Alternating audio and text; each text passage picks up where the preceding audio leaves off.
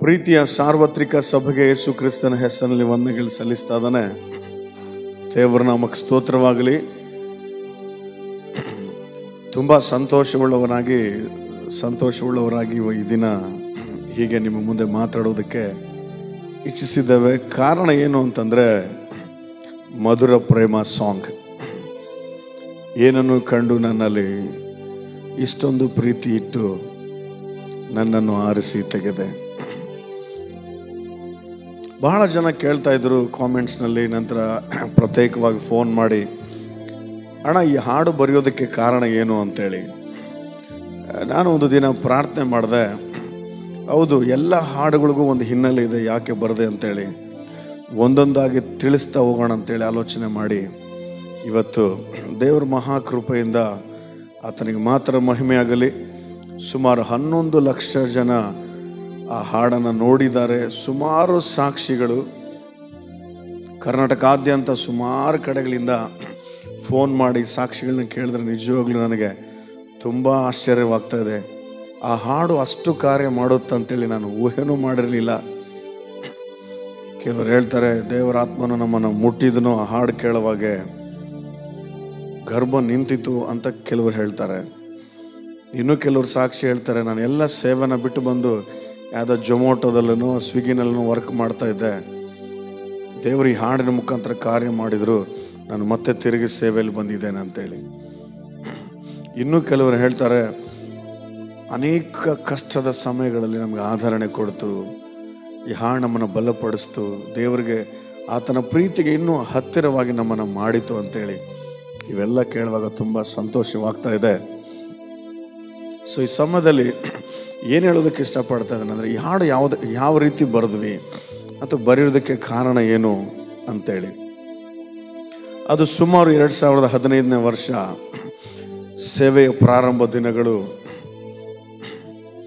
ಸೇವೆಯನ್ನು ಮಾಡೋದಕ್ಕಾಗಿ ತೀರ್ಮಾನಿಸಿ ಪ್ರತ್ಯೇಕವಾದಂಥ ಸೇವೆಯಲ್ಲಿ ನಾವು ಯಾವಾಗ ಬಂದು ಆತನ ಸೇವೆನ ಮಾಡೋದಕ್ಕೆ ಶುರು ಮಾಡಿದೆವೋ, ಭಯಂಕರವಾದಂಥ ಅವಮಾನಗಳು, ನಿಂದೆಗಳು, ಎಲ್ಲರಿಂದ ಬಿಡಲ್ಪಟ್ಟ ಪರಿಸ್ಥಿತಿ. ಯಾವುದೋ ಒಂದು ಶೆಡ್ಡಲ್ಲಿ, ಸಣ್ಣ ರೂಮಲ್ಲಿ ನಾವು ಪ್ರಾರ್ಥನೆ ಶುರು ಮಾಡಿದ್ದು.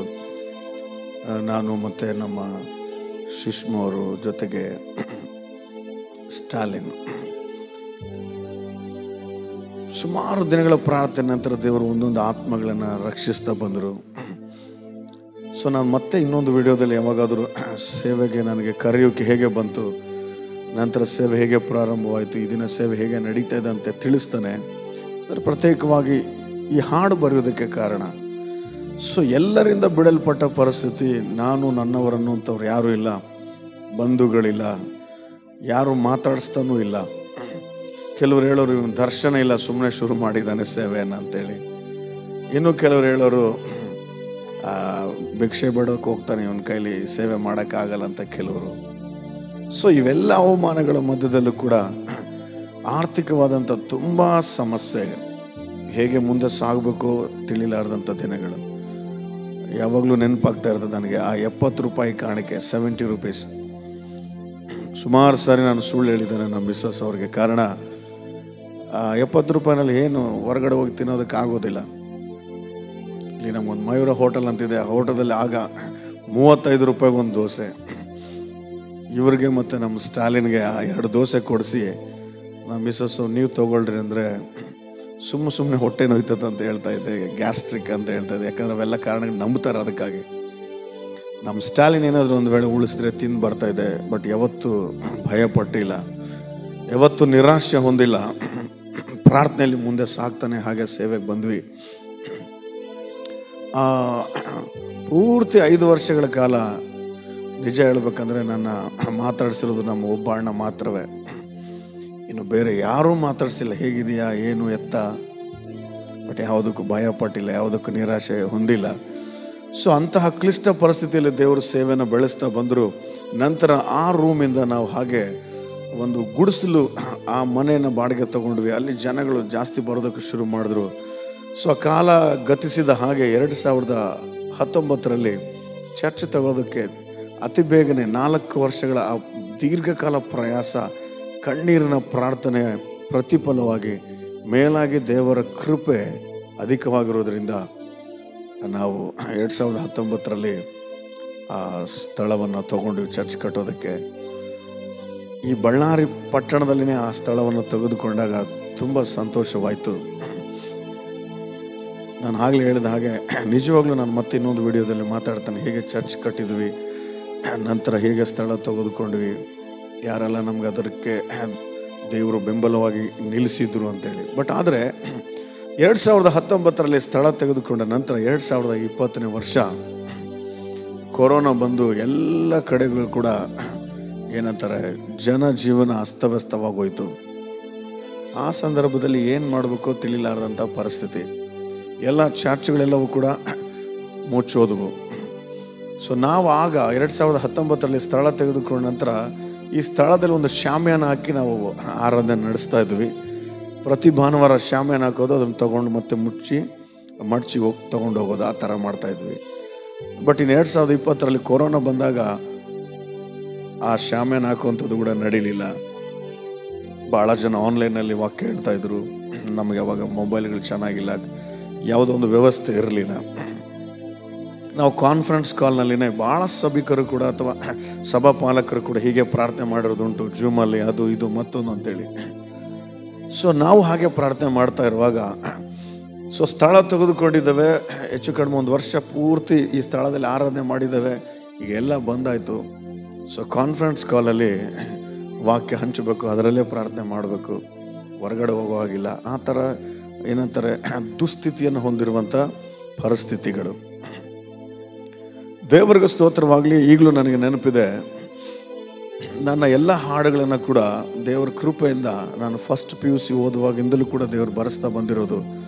ನಾನು ಹಾಗೆ ಹೇಳ್ತಾ ಹೋದರೆ, ಶಿಲುಬೆಯಲ್ಲಿ ನೀ ತೋರಿದ ಪ್ರೇಮವಾದ 2003ರಲ್ಲಿ ಬರೆದಿದ್ದು. ತಿಳಿದು ತಿಳಿದು ನನ್ನ ಪ್ರೀತಿ ಮಾಡಿದೆ, ಅದು 2007ರಲ್ಲಿ ಬರೆದಿದ್ದು. ಅಂದರೆ ಹೆಚ್ಚು ಕಡಿಮೆ ಆ ಹಾಡುಗಳಿಗೆ 17 ವರ್ಷ, 18 ವರ್ಷ, 20 ವರ್ಷ ಆ ಹಾಡುಗಳಿಗೆ ವಯಸ್ಸಾಗಿದೆ. ಬಟ್ ದೇವರು ಈಗ ರಿಲೀಸ್ ಮಾಡೋದಕ್ಕೆ ಕೃಪೆ ಕೊಟ್ಟು ಅನೇಕರ ಆಶೀರ್ವಾದ ಹೊಂದುತ್ತಾ ಇದ್ದಾರೆ. ದೇವರಿಗೆ ಮಾತ್ರ ಮಹಿಮೆ ಆಗಲಿ, ನಾವು ತಗ್ಗಿಸಲ್ಪಡಲಿ. ಸೊ ಒಂದು ದಿನ ಭಾನುವಾರ ಕಾನ್ಫರೆನ್ಸ್ ಕಾಲ್ನಲ್ಲಿ ವಾಕ್ಯ ಹಂಚಿದ ನಂತರ ಇನ್ನು ಎಲ್ಲರಿಗೂ ಪ್ರಾರ್ಥನೆ ಮಾಡಿದ್ದಾಯಿತು. ನಾವು ಊಟ ಮಾಡೋದಕ್ಕಾಗಿ ಸಿದ್ಧವಾಗಬೇಕು. ದೇವರಾತ್ಮ ನನ್ನ ಜೊತೆ ಒಂದು ವಿಷಯನ ನೆನಪು ಮಾಡಿದರು, you pray some more time, ಇನ್ನೂ ಸ್ವಲ್ಪ ಹೊತ್ತು ಪ್ರಾರ್ಥನೆ ಮಾಡು ಅಂತೇಳಿ. ನಾನು ಮಿಸ್ಸಸ್ಗೆ ಹೇಳ್ದಮ್ಮ, ನೀವು ಊಟ ಮಾಡಿ, ನಾನು ಪ್ರಾರ್ಥನೆ ಮಾಡ್ತಾನೆ ಇನ್ನೂ ಒಂದು ಸ್ವಲ್ಪ ಸಮಯ ಅಂತೇಳಿ. ಸೊ ಪ್ರಾರ್ಥನೆ ಮಾಡೋಕ್ಕೆ ಕೂತಾಗ ನನಗೆ ಗೊತ್ತಿಲ್ಲದ ಹಾಗೆ ಧಾರಾಕಾರವಾಗಿ ನನ್ನ ಕಣ್ಣಲ್ಲಿ ನೀರು ಸುರಿತಾ ಇತ್ತು. ಯಾಕಂದರೆ ನಾನು ಚಿಕ್ಕ ವಯಸ್ಸಿನಿಂದಲೂ ಕೂಡ ಯೇಸು ಸ್ವಾಮಿ ಪ್ರೀತಿ ಅಂದರೆ ಅಷ್ಟು ಏನಂತಾರೆ ಬಿದ್ದು ಬಿದ್ದು ಏನಂತಾರೆ ಸಾಯ್ತಾರೆ ಅಂತ ತನಗೆ ಆತನ ಪ್ರೀತಿ ಅಷ್ಟು ಬಿದ್ದು ಬಿದ್ದು ಪ್ರೀತಿ ಮಾಡಿ ಬಂದಿರುವಂಥ ಒಂದು ಮನಸ್ಸಿದು. ಒಳ್ಳೆಯ ಯವನ ಕಾಲದಲ್ಲಿ ನಾನು ಜಾರಿ ಹೋಗಲಾರ್ದಿರೋದಕ್ಕೆ ಕಾರಣ ಕೂಡ ಯೇಸುವಿನ ಪ್ರೀತಿ ಮಾತ್ರವೇ. ಆತನ ಪ್ರೀತಿಯನ್ನು ಅಷ್ಟು ಧ್ಯಾನಿಸಿರೋದಕ್ಕಾಗಿ ದೇವರು ಈ ರೀತಿ ನಡೆಸ್ತಾ ಇದ್ದಾರೆ. ಎಲ್ಲ ಮಹಿಮೆ ದೇವರಿಗೆ ಸಮರ್ಪಣೆಯಾಗಲಿ. ಸೊ ನನಗೆ ಗೊತ್ತಿಲ್ಲ ಹಾಗೆ ಪ್ರಾರ್ಥನೆಯಲ್ಲಿ ಕಣ್ಣೀರು ಸುರಿಸ್ತಾ ಇದ್ದಾನೆ. ಆ ಸೈಟ್ ತೊಗೊಳ್ಳೋಂಥ ಕೃಪೆ ದೇವ್ರು ಕೊಟ್ಟರಲ್ಲ, ಇನ್ನೇನು ಚರ್ಚ್ ಕಟ್ಟೋದಕ್ಕೆ ದೇವ್ರು ಸಹಾಯ ಮಾಡ್ತಾರೆ.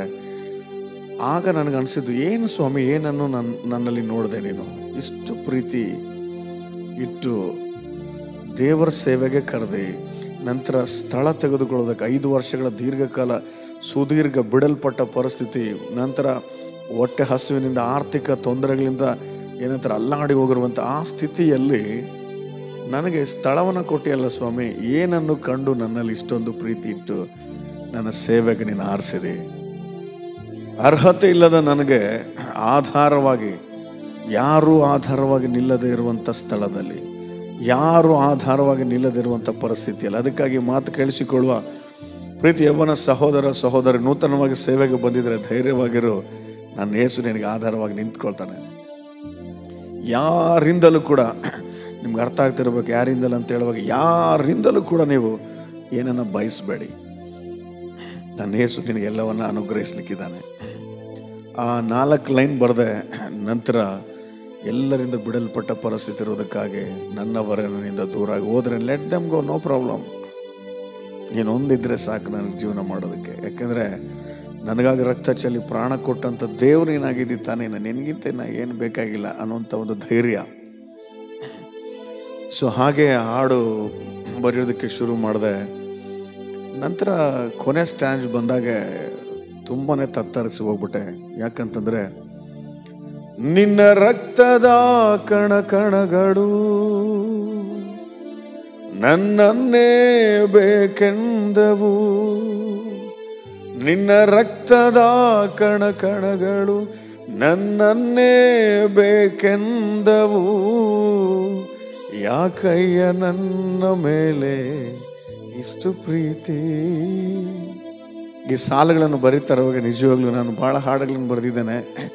ಬಟ್ ನಿನ್ನ ರಕ್ತದ ಕಣ ಕಣಗಳು ನನ್ನನ್ನೇ ಬೇಕೆಂದವು ಅಂತೇಳಿ ಆತನ ಪ್ರೀತಿಯನ್ನು ಧ್ಯಾನ ಮಾಡ್ತಾ ಪ್ರಾರ್ಥನೆಯಲ್ಲಿ ಕಣ್ಣೀರು ಸುರಿಸ್ತಾ ಇರುವಾಗ ನಿಜವಾಗ್ಲೂ ನಾನು ಬರೆಯೋ ಪೇಪರ್ ಮೇಲೆ ಇಟ್ಟಿರೋ ನನ್ನ ಕೈ ನಡುಗೋಯ್ತು. ಕಣ್ಣಲ್ಲಿ ಸಿಕ್ಕಾಪಟ್ಟೆ ಕಣ್ಣೀರು ಬರೋದಕ್ಕೆ ಶುರುವಾಯಿತು. ಆ ಹಾಡು ಹಾಗೆ ಹೀಗೆ ಮಾಡಿ ಕಂಪ್ಲೀಟ್ ಆಯಿತು. ಇನ್ನು ಹಾಡು ಹೇಗೆ ರೆಕಾರ್ಡ್ ಮಾಡ್ಬೋದಕ್ಕೂ ಗೊತ್ತಿಲ್ಲ, ಎಲ್ಲಿ ಶೂಟ್ ಮಾಡಬೇಕು ಗೊತ್ತಿಲ್ಲ ಅಂಥ ಪರಿಸ್ಥಿತಿ. ಅಷ್ಟೊತ್ತಿಗೆ ಉಮ್ಮೈ ಬಿಟ್ಟ ಯಾರೂ ಇಲ್ಲ ಆ ಹಾಡು ಜಾನ್ ವೆಸ್ಲಿ ಬ್ರದರ್ ಚೆನ್ನೈನಲ್ಲಿ ರಿಲೀಸ್ ಮಾಡಿದರು. ಆ ರಿಲೀಸ್ ಮಾಡಿರುವಾಗ ಹಾಡು ತುಂಬ ಚೆನ್ನಾಗಿ ಓಡ್ತಾ ಇತ್ತು. ನಾನು ಫೋನ್ ಮಾಡಿದೆ, ಯಾಕಂದರೆ ನಾನು ಮತ್ತು ಜಾನ್ ವೆಸ್ಲಿ ಬ್ರದರ್ ಇಬ್ಬರು ಜೊತೆ ಬೈಬಲ್ ಕಾಲೇಜ್ನಲ್ಲಿ ಓದಿರುವಂಥದ್ದು. ನನಗಿಂತ ತುಂಬ ಚಿಕ್ಕ ಹುಡುಗ. ಹಾಗಾಗಿ ಫೋನ್ ಮಾಡಿದ್ರೆ, ಅಣ್ಣ ನೀನು ಬಂದ್ಬಿಡು ಚೆನ್ನೈಗೆ, ನಾನು ಅದಕ್ಕೆ ರೆಕಾರ್ಡಿಂಗಿಗೆಲ್ಲ ಒಂದು 25,000 30,000 ಅಡ್ಜಸ್ಟ್ ಮಾಡ್ಕೊಂಬ, ನಾನೇ ಶೂಟ್ ಮಾಡಿ ಎಡಿಟ್ ಮಾಡಿಕೊಡ್ತೇನೆ, ಫಸ್ಟ್ ಸಾಂಗ್ ಎಲ್ಲ ನಿಮ್ಮದು ಅಂತ ಹೇಳಿದಾಗ ತುಂಬ ಸಂತೋಷ ಆಯಿತು ನನಗೆ. ಬಟ್ ಆ ಹಾಡು ಕಂಪ್ಲೀಟ್ ಆದ ನಂತರ ನನಗೆ ಮತ್ತೆ ಸ್ವಲ್ಪ ದಿನ ಆದ ನಂತರ, ಅಂದರೆ ನನಗೆ ಲಿರಿಕ್ಸ್ ಬರೆಯೋದು ಭಾಳ ಇಷ್ಟ, ದೇವ್ರನ್ನ ಸುಮಾರು ರೀತಿಯಲ್ಲಿ ಹೊಗಳ್ಬೇಕನ್ನೋಂಥದ್ದು ಭಾಳ ಸಂತೋಷ. ಹಂಗಾಗಿ ಈಗ ಮಧುರ ಪ್ರೇಮ 2 ಕೂಡ ಬರಿಬೇಕಂತ ಆಲೋಚನೆ ಬಂದಿದೆ, ಬರಿತಾ ಇದ್ದಾನೆ ಕೂಡ, ದೇವ್ರಿಗೆ ಮಹಿಮೆ ಆಗಲಿ. ಬಟ್ ಆದರೆ ಆ ಸಮಯದಲ್ಲಿ ಮೊದಲೇ 4 ಲೈನ್ ತೆಗೆದುಬಿಟ್ಟಿದೆ ನಾನು. ನಮ್ಮ ಸುಷ್ಮಾ ನಗ್ತಾ ಇದ್ದಾರೆ ಇಲ್ಲಿ. ಯಾಕಂತಂದರೆ, ಏನನ್ನು ಕಂಡು ನನ್ನಲ್ಲಿ ಇಷ್ಟೊಂದು ಪ್ರೀತಿ ಇಟ್ಟು ನನ್ನನ್ನು ಆರಿಸಿ ತೆಗೆದೆ, ಅರ್ಹತೆ ಇಲ್ಲದ ನನಗೆ ಆಧಾರವಾಗಿ ನಿಂತು ಆತ್ಮದೆ ಅಲಂಕರಿಸಿದೆ. ಈ 4 ಲೈನನ್ನು ತೆಗೆದು ಅನುದಿನ ನಿನ್ನನ್ನು ಅನುಕ್ಷಣ ನಿನ್ನನ್ನು ಮಾಡುವೆ, ನಿನಗೆ ಅನುರಾಗದ ಆರಾಧನೆ, ಕೊನೆ ಶ್ವಾಸವರೆಗೂ ಸಮಥಿಂಗ್ ಬೇರೆ 4 ಲೈನ್ ಏನೋ ಬರೆದಿದ್ದೆ. ಬಟ್ ನಮ್ಮ ಮಿಸ್ಸಸ್ ಅವ್ರಿಗೆ ಫಸ್ಟ್ 4 ಲೈನ್ ಏನನ್ನು ಕಂಡು ನನ್ನಲ್ಲಿ, ಆ 4 ಲೈನ್ ಇಷ್ಟ ಅವ್ರಿಗೆ. ನಾನು ಹಾಡು ಬರೆದ ತಕ್ಷಣ ತೋರಿಸಿದ್ರೆ ಅದು 4 ಲೈನ್ ಮಿಸ್ ಆಗಿದೆ. ಬೇರೆ ಸ್ಟ್ಯಾಂಜಸ್ ಎಲ್ಲ ಕರೆಕ್ಟ್ ಇದೆ, ಆ 4 ಲೈನ್ ಮಿಸ್ ಆಗಿದೆ. ಇವ್ರು ನನಗೆ ಹೇಳೋದಕ್ಕೆ ಸ್ವಲ್ಪ ಧೈರ್ಯ ಸಾಲಿಲ್ಲ. ಏನು ಮಾಡಿದ್ರೆ ಇವ್ರನ್ನ ಕೇಳೋಣ. ದೇವ್ರ ನಮ್ಗೆ ಸ್ತೋತ್ರವಾಗಲಿ. ಇವರು ಆ ಸಾಂಗ್ ಬರೆದು ನನ್ನ ಕೈಗೆ ಅಂದರೆ ಹೇಳಿದ್ರು ಫುಲ್ ಆಗಿದೆ ಸಾಂಗ್ ಅಂತೇಳಿ. ನೆಕ್ಸ್ಟ್ ಇಲ್ಲ ಸ್ವಲ್ಪ ಚೇಂಜ್ ಮಾಡಿನಂತೇಳಿ ಮತ್ತೆ ಲಿರಿಕ್ಸ್ ಎಲ್ಲ ತೊಗೊಂಬಂದು ತೋರಿಸ್ದಾಗ 4 ಲೈನ್ ಮೇಲಿರುವಂಥ 4 ಲೈನ್ಗಳನ್ನೇ ಬದಲಾಯಿಸ್ಬಿಟ್ಟಿದ್ದಾರೆ. ನನಗಿಷ್ಟ ಆಗಿದ್ದೆ ಆ ಮೇಲಿರುವಂಥ 4 ಲೈನ್ಗಳೇ ತುಂಬ ಇಷ್ಟ ಆಗಿ ಎಷ್ಟೋ ಸಾರಿ ಪ್ರಾರ್ಥನೆಯಲ್ಲಿ ಹೇಳ್ತಾ ಸಹ ಹತ್ತಿದ್ದೇನೆ. ಹಾಗಾಗಿ ನಾನು ಒಂದೇ ಹೇಳಿದೆ, ಇನ್ನು ಇವರು ಇದ್ದು ಇಲ್ಲ ಚೇಂಜ್ ಇರಲಿ, ಇದು ಹಿಂಗೆ ಇರಲಿ ಅಂತೇಳಿ ಅಂದರು. ನನಗಿನ್ನು ಹೇಳೋಕ್ಕಾಗಲಿಲ್ಲ, ನಿಮ್ಮ ಇಷ್ಟ ಅಂತೇಳಿ ಸುಮ್ಮನೆ ಆಗಿ. ಆದರೆ ಖಂಡಿತ ನಾನು ಹೇಳ್ತೇನೆ, ಮತ್ತೆ ಹೋಗಿ ಪ್ರಾರ್ಥನೆಯಲ್ಲಿ ಕೂತ್ಕೊಂಡು, ದೇವರೇ ಆ 4 ಲೈನ್ ಬೇಕೇ ಬೇಕು, ನೀನೇ ಮಾತಾಡು ದೇವ್ರ ಅಂತೇಳಿ ನಾನು ಖಂಡಿತ ಪ್ರಾರ್ಥನೆ ಮಾಡಿದ್ದೇನೆ. ದೇವ್ರು ನನ್ನ ಪ್ರಾರ್ಥನೆ ಕೇಳಿ ಆ 4 ಲೈನ್ ಆ ಹಾಡಲ್ಲಿ ಬಂದಿದ್ದಕ್ಕಾಗಿ ನಾನು ತುಂಬ ಸಂತೋಷ ಪಡ್ತೇನೆ. ದೇವರಿಗೆ ಸ್ತೋತ್ರ. ಆ 4 ಲೈನ್ ಹೆಂಗೆ ಬಂತು ಅಂತಂದರೆ, ನನಗೇನಂದರೆ first song, since it is a first song, so ನಮ್ಮೆಲ್ಲ ಹಾಡುಗಳಲ್ಲಿ ಅನುರಾಗದ ಆರಾಧನಾ ಗೀತೆಗಳಂತ ಬರುತ್ತಲ್ಲ, ಅನುರಾಗದ ಆರಾಧನೆ ಅಂತ ಟೈಟಲ್ ಸಾಂಗ್ ಥರ ಬರ್ಬೇಕಂತೇಳಿ ಫಸ್ಟ್ ಸ್ಟ್ಯಾಂಡರ್ಡಲ್ಲಿ ಹಾಕಿದ್ದೆ. ನಂತರ ಇನ್ನೇನು ಸಾಂಗ್ ಎಲ್ಲ ರೆಡಿ ಆಯಿತು, ನಾವು ಚೆನ್ನಾಗಿ ಹೋಗ್ಬೇಕು. ಚರ್ಚ್ ಕಡೆ ಬಂದ ತಕ್ಷಣ ನಮ್ಮ ಹುಡುಗರು ಮತ್ತು ನಮ್ಮ ಹಿರಿಯರೆಲ್ಲ ಕೇಳ್ತಾಯಿದ್ರು, ಏನಣ್ಣ ಹಾಡೋದಕ್ಕೆ ಹೋಗ್ತಾಯಿದ್ದೀವಿ ಅಂತೇಳಿ. ಫಸ್ಟ್ ಸಾಂಗ್ ಹಾಡೋದಕ್ಕೆ ಹೋಗ್ತಾಯಿದ್ದೀನಿ, ಪ್ರಾರ್ಥನೆ ಮಾಡಿ ಅಂತ ಹೇಳುವಾಗ ಯಾವ ಹಾಡು ಅಂತ ಕೇಳಿದ್ರೆ, ನಮ್ಮ ಸಭೆಯಲ್ಲಿ ಒಬ್ಬರು ಬ್ರದರ್ ಆನಂದ್ ಅಂತಿದ್ದಾರೆ, ಅವರಿದ್ದು. ನಾನು ಹೇಳಿದೆ, ಇಲ್ಲ ಸಾರ್, ಈ 4 ಲೈನ್ ಇಷ್ಟಿಲ್ಲ ಸರ್, ಆ 4 ಲೈನೇ ಭಾಳ ಇಷ್ಟ ಆಯಿತು ನಮಗೆ ಅಂತಂತಂದರು. ಬಟ್ ಇವರು ನನಗೆ ಹೇಳಿಲ್ಲ. ನಾನು ಮತ್ತೆ ಮನೆಗೆ ಹೋದ ನಂತರ ಸುಷ್ಮಾ ಕೇಳಿದೆ, ಏನಮ್ಮ ನಿನಗೆ ಈ 4 ಲೈನ್ ಇಷ್ಟೋ ಅಥವಾ ಇವ್ರು ಹೇಳಿರೋದು ಹೇಳಿಲ್ಲ ನಾನು, ಈ 4 ಲೈನ್ ಇಷ್ಟೋ ಆ 4 ಲೈನ್ ಇಷ್ಟ ಅಂತಂದರೆ ಅವ್ರು ಹೇಳಿದರು, ಇಲ್ಲ ರೀ ನನಗೆ ಆ 4 ಲೈನೇ ಇಷ್ಟು, ಏನನ್ನು ಕಂಡು ನನ್ನಲ್ಲಿ ಆ 4 ಲೈನ್ ಹಾಕಿ ನೀವು ಅಂತೇಳಿ. ಆವಾಗ ನಾನು ಹಾಕಿದ ನಂತರ ಸುಷ್ಮಾ ಹೇಳಿದೆ, ಇಲ್ಲ ನಾನು ಪ್ರಾರ್ಥನೆ ದೇವ್ರು ಕೇಳಿದ್ದಾನೆ, ಯಾಕಂದರೆ ನಾವು ಎಲ್ಲೋ ಹುಟ್ಟಿ ಎಲ್ಲೋ ಬೆಳೆದ್ವಿ, ನಾವು ಯಾವುದು ಯಾಜಕ ವಂಶದಲ್ಲಿ ಬರಲಿಲ್ಲ. ದೇವರ ಕೃಪೆ ಅಭಿಷೇಕದಿಂದಲೇ ಇಷ್ಟು ಪ್ರತ್ಯೇಕವಾಗಿ ಜೀವಿಸೋದಕ್ಕೆ ಸಹಾಯ ಮಾಡಿ. ಏನನ್ನು ಕಂಡಿದ್ದ ನಮ್ಮಲ್ಲಿ ಅಯೋಗ್ಯರಿದ್ದೇವೆ ನಾವು ಅಂತೇಳಿ ಆ ಸಮಯದಲ್ಲಿ ತುಂಬ ಸಂತೋಷಪಟ್ರಿ ಇವರು. ಸೊ ಆ 4 ಲೈನ್ ತೊಗೊಂಡು ಹೋದ್ವಿ. ನಿಜವಾಗ್ಲೂ ಆ ಹಾಡನ್ನು ಹಾಡೋದಕ್ಕೆ ದೇವರು ಸಹಾಯ ಮಾಡಿದ್ರು. ಸ್ಟುಡಿಯೋದಲ್ಲಿ ಜಾನ್ ವೆಸ್ಲಿ ಬ್ರದರ್ ಕೂಡ, ಅಣ್ಣ ನೀನು ಹಾಡೋಣ, ಯು ಕ್ಯಾನ್ ಸಿಂಗ್ ಅಣ್ಣ ಅಂತೇಳಿ. ಸೊ ನನಗೆ ಯಾವುದೇ ರೀತಿ ಈ ಕೀಬೋರ್ಡ್ಗಳು ಸ್ಕೇಲು ಕಾರ್ಡ್ಸ್ ಏನು ಗೊತ್ತಿರಲಿಲ್ಲ. ಅಲ್ಲಿ ನಮ್ಮ ಮ್ಯೂಸಿಕ್ ಡೈರೆಕ್ಟರ್ ವಿನಿ ಅಲೆಗ್ರೋ, ವಿನಿಯನ್ನು ಸತೀಶ್ ಬ್ರದರ್ ಪಾಡಂಡಿ ಅಂತಂದರೆ ನನಗೇನು ಗೊತ್ತಿಲ್ಲ ಅಣ್ಣ, ನನ್ನ ದೇವ್ರ ಮುಂದೆ ಇಟ್ಕೊಂಡು ಹಾಡೋದೊಂದೇ ಗೊತ್ತು ಅಂತೇಳಿ ಮನಸಾರೆ ಹಾಡ್ಬಿಟ್ಟೆ ಹಾಡನ್ನ. ಆ ಹಾಡು ಹಾಡಿದ ನಂತರ ನಿಜವಾಗ್ಲೂ ಅದು ಯಾವಾಗ ಮಾಸ್ಟರ್ ಕಾಪಿಯಾಗಿ ಹೊರಗೆ ಬಂದಾಗ ಆ ಹಾಡು ನನ್ನ ಮೊಬೈಲ್ಗೆ ಕಳಿಸಿದ ನಂತರ ನಾನು ಒಬ್ಬನೇ 1 ಗಂಟೆ ಹತ್ತಿದ್ದೇನೆ. ಯಾಕೆಂದರೆ ಹಾಡು ಈ 4 ಲೈನೇ ಬಿಟ್ಟುಬಿಟ್ಟಿದ್ರೆ ಹೆಂಗಿತ್ತು. ಇವತ್ತು ಆ 4 ಲೈನು ಎಷ್ಟೋ ಜನಕ್ಕೆ ನಿಜ ಹೇಳ್ತಾನೆ, ಇವರು ಮಾಡಿರೋ ಪ್ರಾರ್ಥನೆ ದೇವ್ರು ಕೇಳಿದ್ದಾನೆ. ನಂತರ ಆ 4 ಲೈನ ತಿರುಗಿ ತರೋದಕ್ಕೆ ಸಹಾಯ ಮಾಡಿದ್ದಾನೆ. ಈಗ ಕರ್ನಾಟಕದಲ್ಲಿ ಅನೇಕ ಕಡೆ ಮೀಟಿಂಗ್ಸ್ಗಳಿಗೆ ನಾವು ಹೋದಾಗ ಸತೀಶ್ ಪಾಸ್ಟರ್ ಬರ್ತಾ ಇದ್ದಾರೆ ಅಂತಂದರೆ ಏನನ್ನು ಕಂಡು ನನ್ನಲ್ಲಿ ಆ ಹಾಡಾಡ್ದವ್ರು ತಾನೆ ಅಂತಾರೆ. ಆ 4 ಲೈನಿಂದ ದೇವ್ರು ಗುರುತಿಸಿಕೊಳ್ಳೋದಕ್ಕೆ ಕೃಪೆ ಕೊಟ್ಟಿದ್ದಾನೆ. ಅತಿಶಯವಿಲ್ಲ, ದೇವ್ರಿಗೆ ಮಾತ್ರ ಮಹಿಮೆ ಆಗಲಿ. ನಂತರ ಅದನ್ನು ಹಾಡಿ ಬಂದ್ಬಿಟ್ವಿ. ಬಂದ ನಂತರ ಇನ್ನು ಇದು ವಿಷಯ ಯಾಕೆ ಬರೆದ್ವಿ ಈ ಹಾಡನ್ನು ಅಂತೇಳಿ. ಯಾಕೆಂದರೆ ಏನೂ ಅಲ್ಲದ ನಮಗೆ ದೇವ್ರ ಕೃಪೆ ಕೊಟ್ಟು ಸೇವೆಯನ್ನು ಕೊಟ್ಟಿರೋದಕ್ಕಾಗಿ, ನಂತರ ಎಲ್ಲರೂ ಬಿಟ್ಟು ಹೋದಾಗ ದೇವರು ನಮ್ಮ ಜೊತೆ ನಿಂತಿರೋದಕ್ಕಾಗಿ ಫಸ್ಟ್ ಸ್ಟ್ಯಾಂಜವನ್ನು. 2ನೇದು ಆರ್ಥಿಕ ತೊಂದರೆಯಿಂದ ಅಲ್ಲಾಡಿ ಹೋಗೋ ಒಣಗಿರೋ ಭೂಮಿಯಾಗಿದ್ದರೂ ಕೂಡ ಸ್ತುತಿಸೋ ಭಾಗ್ಯನ ಕೊಟ್ಟು ಎಲ್ಲವನ್ನ ಮತ್ತೆ ಸಂತೈಸಿ ತಿರುಗಿ ಕೊಡೋದಕ್ಕೆ ಆತನ ಸಮರ್ಥನ ಅಂತೇಳಿ. ಇನ್ನು 3ನೇ ಸ್ಟ್ಯಾಂಜ ಆತನ ಪ್ರೀತಿನ ವರ್ಣಿಸ್ಬೇಕಂತೇಳಿ ಕೂತು ಪ್ರಾರ್ಥನೆ ಮಾಡುವಾಗ ನಿಜವಾಗ್ಲೂ ಕೂಡ ಆತನ ರಕ್ತದ ಕಣಗಳು ನನ್ನ ಬೇಕಂತದವನ್ನುವಂಥ ಲೈನು ದೇವರು ಕೊಟ್ಟಿದ್ದ. ದೇವರಿಗೆ ಮಹಿಮೆ ಆಗಲಿ. ಇವತ್ತು ಅನೇಕರು ಆತ್ಮಿಕವಾಗಿ ಕಟ್ಟಲ್ಪಡ್ತಾ ಇದ್ದಾರೆ. ಇದು ಈ ಹಾಡು ಬರೆಯೋದಕ್ಕೆ ಕಾರಣ. ನಂತರ since it's my first song, ಇದು ನನ್ನ ಮೊದಲೇ ಸಾಂಗ್ ಆಗಿರೋದಕ್ಕಾಗಿ ಇದನ್ನು ಶೂಟ್ ಮಾಡೋದಂಥದ್ದು ಹೇಗೆ ನಡೀತು ಅಂತ ಹೇಳಿ ಮುಗಿಸ್ಬಿಡ್ತಾನೆ. ನಂತರ ನೆಕ್ಸ್ಟ್ ವಿಡಿಯೋಗಳಲ್ಲೆಲ್ಲ ಕೂಡ ಯಾವ ಹಾಡು ಏನು ಪ್ರೇರೇಪಣೆ ಆಯಿತು, ಬರೆಯೋದಕ್ಕೆ ಕಾರಣ ಏನು, ಯಾಕಂದರೆ ದೇವ್ರಿಗೆ ಮಹಿಮೆ ಆಗಲಿ ಅನ್ನುವಂಥ ಒಂದೇ ಒಂದು ಕಾರಣಕ್ಕಾಗಿ ಮಾತ್ರವೇ ಬಿಟ್ಟು ಬೇರೆ ಏನೂ ಅಲ್ಲ. ನಂತರ ಸುಮಾರು ಕಾಮೆಂಟ್ಸ್ ಬರ್ತಾಯಿದ್ವು, ತುಂಬ ಸಂತೋಷ ಆಯಿತು, ಜನ ಸಬ್ಸ್ಕ್ರೈಬ್ ಮಾಡ್ತಾ ಇದ್ದಾರೆ. ನಾನು ಯಾವತ್ತೂ ಸಬ್ಸ್ಕ್ರೈಬ್ ಮಾಡಿರಿ ಶೇರ್ ಮಾಡಿರಿ ಅಂತ ಕೇಳಲಿಲ್ಲ, ಅವರೇ ಮಾಡ್ತಾ ಇದ್ದಾರೆ, ಕೇಳಬಾರ್ದು ಅಂತ ಕೂಡ, ಯಾಕಂದರೆ ದೇವರೇ ನಡೆಸಲಿ ಅಂತೇಳಿ. ನಂತರ ಇದನ್ನು ನಾವು ಹೇಗೆ ಶೂಟ್ ಮಾಡಿದ್ವಿ ಅಂತೇಳಿ ಸ್ವಲ್ಪ ಹಿಂದೆ ನೆನೆಸ್ಕೊಳ್ಳೋದಾದರೆ, ಶೂಟ್ ಮಾಡೋದಕ್ಕೆ ಹೋಗಬೇಕು, ಕ್ಯಾಮ್ರಾ ಇಲ್ಲ, ದುಡ್ಡಿಲ್ಲ, ದೊಡ್ಡ ಸಮಸ್ಯೆ. ಈಗ ನಗು ಬರ್ತಾ ಇದೆ ನನಗೆ. ಆದರೆ ಆ ಸಮಸ್ಯೆನ ನಾವು ಸ್ವೀಕಾರ ಮಾಡಿದ್ವಿ ದೇವ್ರಿಗಾಗಿ. ಏನು ಸಮಸ್ಯೆ ಅಂದರೆ, ಈಗೆಲ್ಲ ಕ್ಯಾಮ್ರಾಗಳು 4K ಕ್ಯಾಮ್ರಾಗಳು ಬೇಕು, ಆಮೇಲೆ ಗಿಂಬಲ್ ಬೇಕು, ಡ್ರೋನ್ ಬೇಕು ಅಂತಾರೆ. ಯೂಸ್ ಮಾಡೋದು ತಪ್ಪಲ್ಲ, ಈಗಲೂ ನಾವು ಯೂಸ್ ಮಾಡ್ತಾ ಇದ್ದೇವೆ. ಬಟ್ ಆದರೆ ಆಗಿನ ಪರಿಸ್ಥಿತಿಯಲ್ಲಿ ಮದುವೆ ಮಂಟಪಕ್ಕೆ ಹೋಗುವಂಥ ಒಬ್ಬ ಕ್ಯಾಮ್ರಾಮ್ಯಾನ್ ನಮ್ಮ ಬಳ್ಳಾರಿಯಲ್ಲಿ ಇದ್ದಾನೆ, ಚಂದ್ರಶೇಖರ್ ಅಂತೇಳಿ, ಅವ್ರನ್ನ ಕರ್ಕೊಂಡು ನಾವೇನು ಮಾಡಿದ್ವಿ ಅಂದರೆ, ಅಣ್ಣ ನೀನು ಶೂಟ್ ಮಾಡಿ ಬರ್ರಿ ಅಂದೆ. ಇಲ್ಲೇ ನಮ್ಮ ಊರ ಪಕ್ಕದಲ್ಲಿ ಸಂಡೂರು ಕಡೆ ಕರ್ಕೊಂಡು ಹೋದ್ವಿ. ಬಟ್ ಅವರೇನೋ ಒಂದೇ ಕ್ಯಾಮ್ರಾದಿಂದ ಶೂಟ್ ಮಾಡ್ತಾರೆ. ಬಟ್ ಈಗ ಹಾಕೊಳ್ಳೋಕ್ಕೆ ಶರ್ಟು ಪ್ಯಾಂಟ್ಗಳು ಇವು ಬೇಕಲ್ಲ. ನಾನು ಅಂದೆ ನಮ್ಮ ವೆಸ್ಲಿ, ನಾನು ಆ್ಯಕ್ಚುಲಿ ವೀಡಿಯೋದಲ್ಲೇ ಕಾಣಿಸ್ಬಾರ್ದಪ್ಪ, ಈ ಹೋಸನ ಮಿನಿಸ್ಟರ್ಸ್ ಥರ ಬರೀ ಫೋಟೋಗಳು ಹಾಕ್ಬಿಡ್ರಿ, ಜಸ್ಟ್ ವಾಯ್ಸ್ ಕಾಣಿಸಿದ್ರೆ ಸಾಕು ಅಂದರೆ ನಮ್ಮ ವೆಸ್ಲಿ ಹೇಳ್ದೆ, ಇಲ್ಲಣ್ಣ ನಿನ್ನ ವಾಯ್ಸ್ ಅಂತ ಹೆಂಗೆ ಗೊತ್ತಾಗುತ್ತೆ ಕರ್ನಾಟಕಕ್ಕೆ, ಕೆಲವು ಹಾಡುಗಳಲ್ಲಿ ಹಾಡ್ರಿ ಸದ್ಯಕ್ಕೆ, ನಂತರ ನಾವು ಹಾಗೆ ಮಾಡೋಣ ಅಂತ ಹೇಳಿದ ತಕ್ಷಣ ನಾವಿನ್ನು ಮಾಡಲೇಬೇಕು ಶೂಟ್ ಅಂತೇಳಿ. ನಿಜ ಹೇಳ್ತಾನೆ, ನನ್ನ ಶರ್ಟ್ ಈ ಭಾಗದಲ್ಲಿ ಅದು ಫಸ್ಟ್ ಶರ್ಟ್ ಎಲ್ಲ ಅರ್ಧೋಗಿದೆ. ಅದು ಅರ್ಧೋಗಿರೋ ಶರ್ಟ್ನ ಮಡಚಿದೆ, ಒಂದು ಹಳೆ ಪ್ಯಾಂಟಿಗೆ ಒಂದು ಶರ್ಟ್ ತಗಲಾಕಿದೆ. ಎಲ್ಲರೂ ಹೇಳಿದ್ರು ನನಗೆ, ನೀವು ಬೇರೆ ಬೇರೆ ಥರ ಡ್ರೆಸ್ಸಸ್ ಎಲ್ಲ ಚೇಂಜ್ ಮಾಡ್ಬೋದು. ನಾನು ಚೇಂಜ್ ಮಾಡೋರು ತಪ್ಪು ಅಂತ ಹೇಳ್ತಾ ಇಲ್ಲ, ಬಟ್ ನನ್ನ ಕಮಿಟ್ಮೆಂಟ್ ಏನಂದರೆ, ಸೊ ದೇವರು ಕಾಣಿಸ್ಲಿ ನಮ್ಮ ಹಾಡಲ್ಲಿ, ಸೊ ನಮ್ಮನ್ನು ತೋರಿಸ್ಕೊಳ್ಳೋದು ಬೇಡ ಅನ್ನೋಂಥ ಒಂದು ಕಾರಣ. ಸೊ ನಂತರ ವೈಟ್ ಶರ್ಟ್ ಹಾಕ್ಕೊಂಡು ಹೋದ್ವಿ. ಶೂ ಸರಿಯಾದ ಶೂ ಇಲ್ಲ.